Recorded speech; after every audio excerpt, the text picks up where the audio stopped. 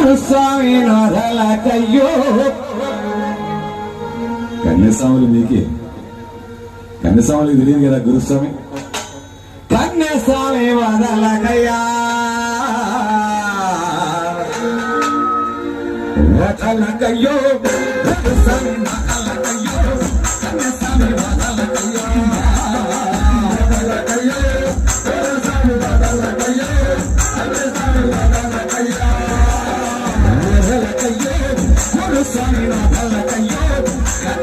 వదలకయ్యో.